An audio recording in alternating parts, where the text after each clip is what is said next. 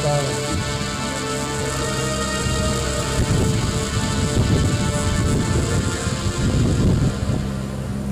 संसार का इतिहास में आपका स्वागत है। दोस्तों, आज हम आपको राजपूतों के इतिहास के बारे में बताएंगे। उनका इतिहास, जिनकी वीरता और दृढ़ संकल्प के प्रतीक, जिन्होंने राष्ट्र और धर्म की रक्षा के लिए अपने प्राणों की आहुति तक दे दी, जिनका नाम सुनकर नसों में लहू दौड़ने लगता है, जिनके इतिहास के बगैर इतिहास फीका ही पड़ जाएगा।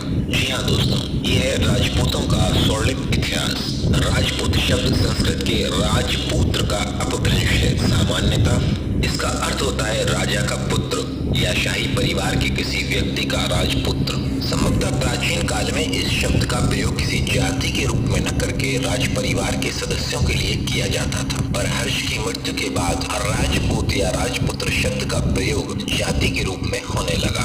राजपूतों का उद्भव काल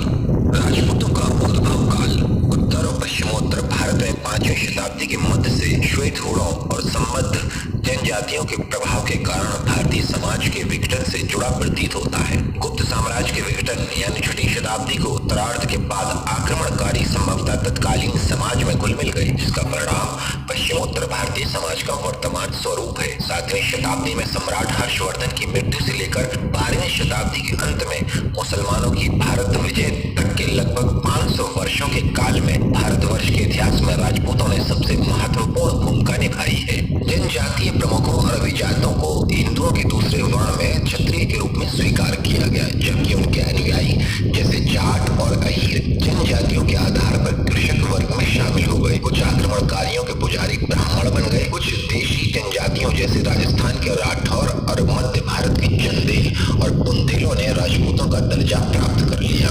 राजपूतों की शाखाएं, पाश्चात्यकालीन ग्रंथों में राजपूतों की 36 शाखाओं का उल्लेख मिलता है। राजपूत सूर्यवंशी और चंद्रवंशी तथा अजमेर के निकट अग्निकुंड से उत्पत्ति का दावा करने वालों की श्रेणी में शामिल है। राजपूतों में परिहार, चौहान, सोलंकी, परमार, तोमर, कलचुरी, गहरवाल, राष्ट्रकूट और कोहिलोत सर्वाधिक उल्लेखनीय है। वीरता, उदारता, स्वतंत्र प्रेम, देशभक्ति जैसे सद्गुणों के साथ उनमें मिथ्या कुलाभिमान तथा एकताबद्ध होकर कार्य करने की क्षमता के अभाव के दुर्गुण भी थे। लेकिन मुसलमानों के आक्रमण के समय राजपूत हिंदू धर्म, संस्कृति और परंपराओं के रक्षक बनकर सामने आते रहे। राजपूतों की उत्पत्ति के संबंध में किंचित विवाद है और ये इस कारण और भी जटिल हो गया है कि प्रारंभ में राजन्य वर्ग और युद्धोपजीवी लोगों को क्षत्रिय कहा जाता था और राजपूत यानी राजपुत्र शब्द का प्रयोग 7वीं शताब्दी के उपरांत ही प्रचलित हुआ। जनश्रुतियों के अनुसार राजपूत और सूर्यवंशी एवं चंद्रवंशी क्षत्रियों के वंशज हैं, जिनकी यशोगाथा रामायण और महाभारत में वर्णित है। किंतु अभिलेखों से ज्ञात होता है कि कोहिलोत या सिसोदिया शाखा, जिसमें मेवाड़ के स्वनाम धन्य राणा हुए और जो अपने को रामचंद्र जी का वंशज मानती है, वस्तुतः एक ब्राह्मण द्वारा प्रवर्तित हुई थी। डॉक्टर गौरीशंकर ओझा राजपूतों की उत्पत्ति प्राचीन क्षत्रिय जाति से मानते हैं।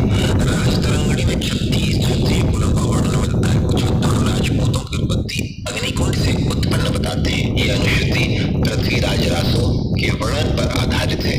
पृथ्वीराज रासो के अतिरिक्त नव सहसांग, चरित, हम्मी रासो, वंश भास्कर एवं सिसाणा अभिलेख में भी इस अनुश्रुति का वर्णन मिलता है।